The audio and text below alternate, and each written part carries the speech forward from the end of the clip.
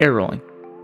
One of the basic fundamentals that pros and content creators tell lower ranked players they must learn in order to become a better player. But what if I were to tell you that these content creators have lied to you about this mechanic? Just to clarify, I'm not saying that they have lied to you all completely. They just haven't told the full truth on air rolling. Now, before we get into the meat and potatoes, we are going to look at the different types of air rolling that are in the game. You have your static input and your dynamic input. Static inputs are when you press a specific button on your controller, being your face buttons, stick, and or bumpers, and the movement will be done for that specific amount of time. So if you press one of your buttons in for a second, the movement will be done for a second. A dynamic input is where you can control the speed of the movement. So if you want to use a dynamic input, you would find air roll to L2 or R2. And it depends on how much you push in the trigger. So if you only push in the trigger a little bit, you'll only air roll for a little bit for that specific amount of time.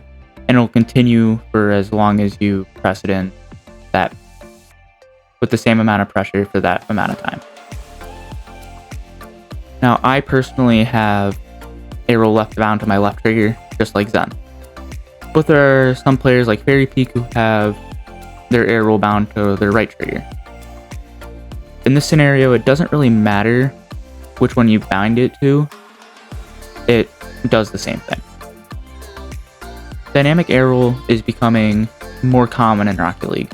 After Zen popularized it, it became a phenomena that people are starting to get on board with because it changes how much you adjust your car. Most pros, though, still decide to have their air roll bound to a face button or their bumpers. Either way, an air roll is an air roll. It'll get the job done no matter what. And personally, I don't think dynamic air roll is that important unless you're trying to go pro.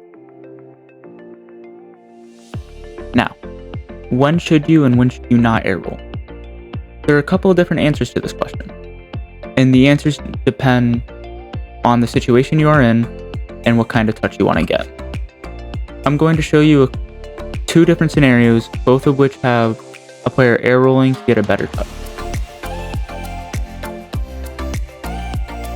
You see how the first player in this clip air rolls right before he hits the ball to get a more powerful touch? He doesn't air roll that much, but it gives him enough power to beat that defender.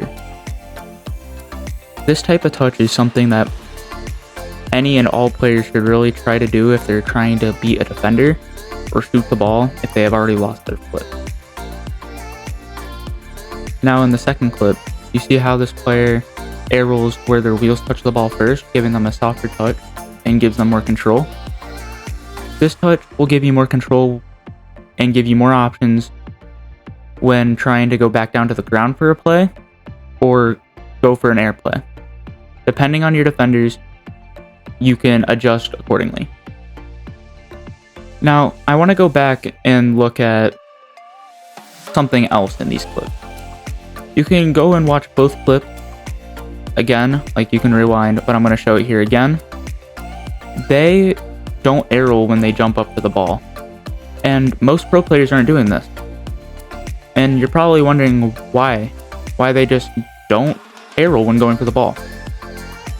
Well, it goes back to an interview with Appjack done by Spook Luke, where he states that in a perfect world, Rocket League players are going to air roll as little as possible.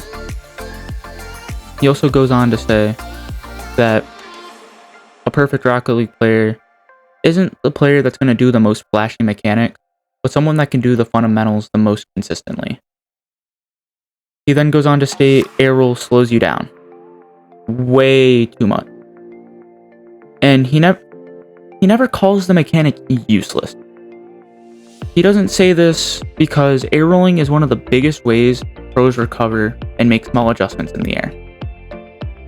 If you could do every mechanic without air rolling while being able to recover and make precise movements, then there would be pretty much zero air rolling in professional play.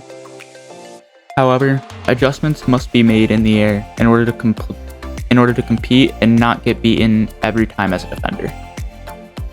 Now, some of you guys might be wondering why I'm making this video. I'm making it to teach the younger players, the newer players, the lower ranked players, that air rolling shouldn't be done constantly, as I have gotten many comments or replies in other videos that I've commented on, where I have said that air rolling isn't always necessary, trying to help out lower ranked players. And I've gotten lots of feedback saying from some players that air rolling is 100% necessary, it should be done all the time, and you should always do it when you're in the air. And I'm making this video to prove them wrong. I hope you enjoyed this video. I have been Art. I'll see you guys in the next one. Peace out.